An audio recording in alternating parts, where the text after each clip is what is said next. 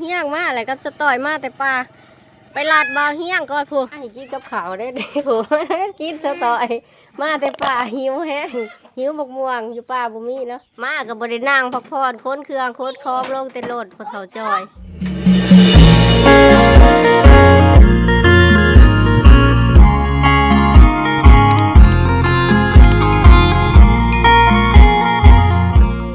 ดีพ่อแม่พี่น้องเบิดสุขูสุคนนะพบพอกับโซดาคือเก่ามือนี่สองผู้ระดาชาวลาวนะทุกคนเนาะมือนี่โซดาก็อยู่บ้านนะทุกคนเนาะอยู่บ้านกับลูกสาวอยู่ไฮอยู่หน้าคือเก่าโซดาสิพาลูกสาวมาเก็บบักม่วงซุกมือนี่เนาะบักม่วงกระซอเด้มันซุกเลยนะทุกคนบักม่วงเก็บไปกินหยัดเข่าได้ทุกคนนี่พาลูกสาวมาโฮมกกม่วงมือนี่เนาะผูกงัวมันก็มาแล้วมันอยากกินบักม่วงซุกนะโอ้กกม่วงก็สูงเติบแล้วเฮาสิเอาไม่สาวต่อยเอาหลุดแล้วนี่ฮะไล่งัวเด้อเจ้าเด้องัวมันก็เตรียมการสิมากินบักม่วงน้ำเฮาเด้มันหูว่าเฮาสิมาสั่นบักม่วงไล่งัวไปละเฮ้ยเฮ้ยไม่เลยผู้โลนเลยฉันโลนเองหน่วยหนึ่งใช้จะได้จักหน่วยโอ้เอาไปใส่คู่ไปเอาไปใส่คู่โอ้ยยามเอาคงแล้วคอยเอาเล่มยังมาเลยเอาไปก้อยเก็บเด้อ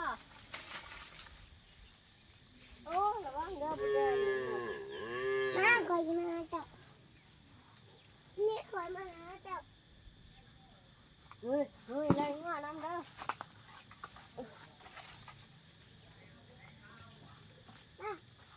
มาเก็บหนึ่งมาแม่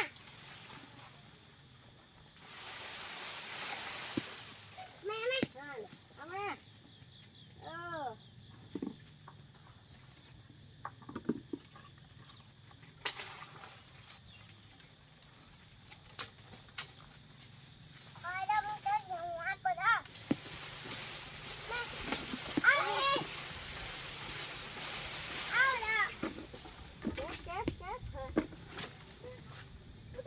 เบิ้งฟ้าแดงออกให้เจ้าก้อนแดงครบเจ้าเตรียมเก็บเด้อแม่มาใหญ่พี่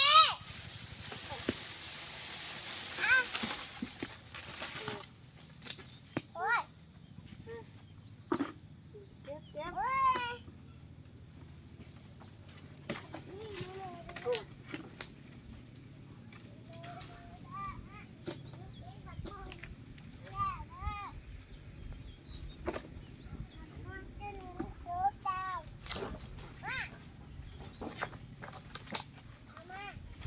เก็บหูหัวสิกิน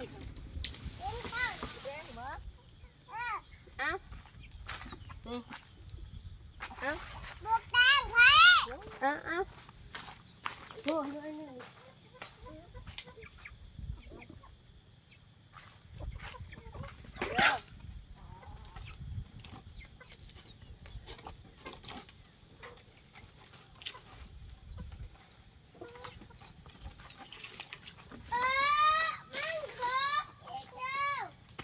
พี่มันครบกันเลย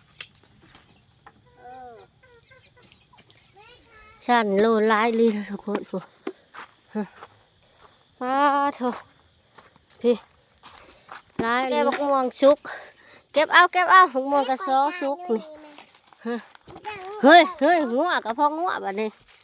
เฮ้ยเบิ้งโอ้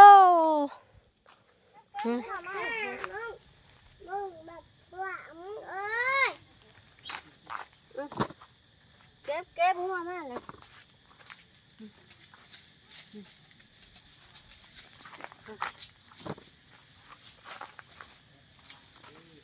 เฮ้ย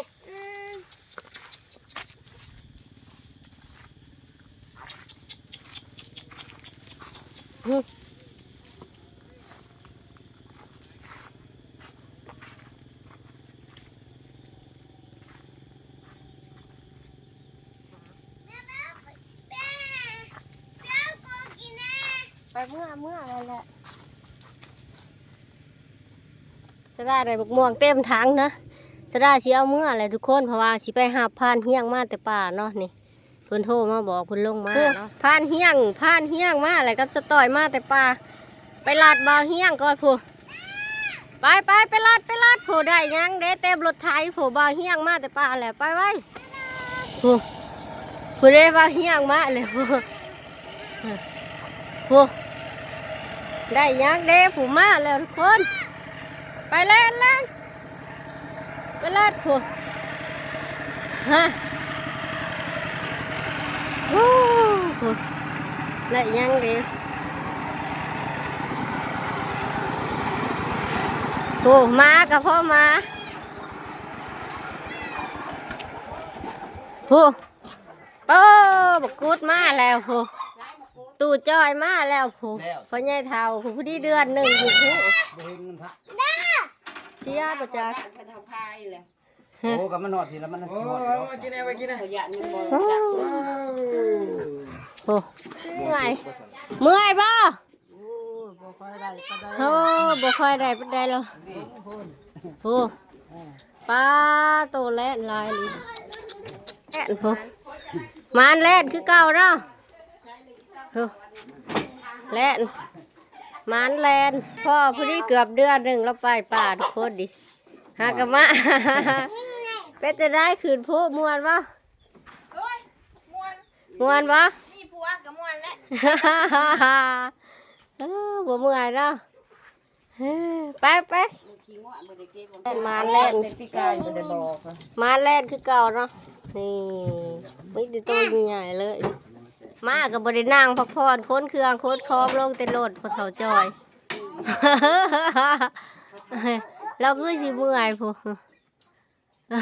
เมื่อยบ่ทาน กินปลาที่เขาไม่พอไปกินปลาที่เขาไม่พอ เมืองไทยพอเท่าจอย กินกับมะม่วงชุบมึง เบาเฮี้ยงได้บักย่างมาผักโอ้บักย่างปาดคน บักเกอร์ นี่ใหญ่ เย็บแม่มึงไปทำงานสุดนี่ บักย่างปลาของแสบได้หนึ่งของแสบของหมักเลยนี่ได้บักย่างมาผักเนาะน้องไผ่นี่ แมน โอ้เสียดายบ่ได้ไปป่าน้ อย่ามึงได้เหือน ำเป็ดจะได้ความรู้สึกอยู่ป่า แม่นอยู่อีกโลกหนึงบ่มีอินเทอร์เน็ตทำมาแล้วก็นอน ชีวิตเงียบเหงาเดี๋ยวเสาร์จึงคึกคืน เออบ่ได้เล่นโทรศัพท์เนาะ ไปอีกบ่เถื่อนนะ ไป ไปอีกขอไปน้ำมันจะเถื่อนนะ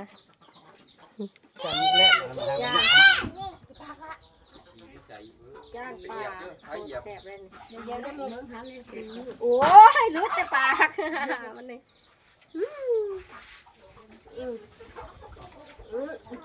น้ำมันเลยนะย่ากินมันก่อนย่ามากินข้าวก่อนกับเพื่อน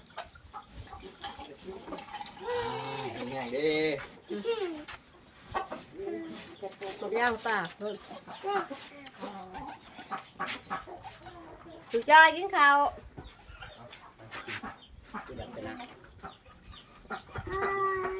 ไอ้กินกับข้าวได้เด้อผม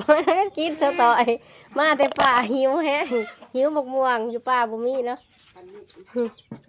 กินแต่อึ่งแต่กบอยู่ผู้ตักน้ำให้กินเอา โอ้ยขอบใจเด้อป๋าเด้อ เบิกเดนตี้ใส่ป่าพี่น้อง เมื่อยเนาะให้ใส่ เพิ่นเมื่อยเอาหน้าให้เพิ่นกินบ่เฮ็ดลายมือใส่กัน กินหอด อ้าว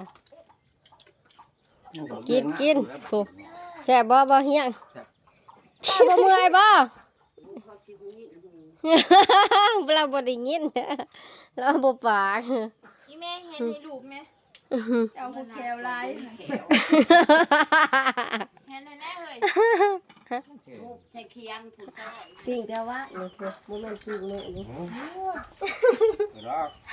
พอดีสิเมื่อยแห่งก่อนเก่า ย่างหลายเนาะย่างเนาะ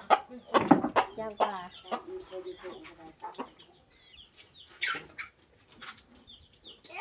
เห็นแต่ไผเลยขามีเงินบ่ได้เห็นแล้วคอยแน่เอ้ย บ่มีไผ่นางหมูก็ยังอยู่ เห็นแน่ๆเจ้าแขวดี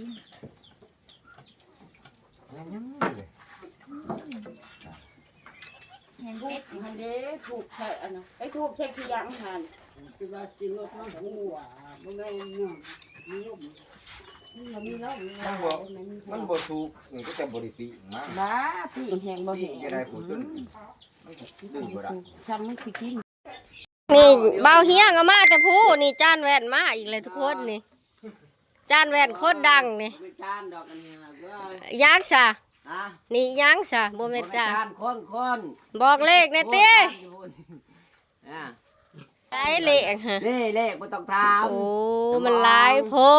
ด ง่ายจะทราบเอาเองแม่นบ่แล้วชายก็ทราบทับบีที่อยู่ก็ได้ก็อยู่เรื่องก็ต้องก็ที่อยู่ก็โดนได้สักตุ้ม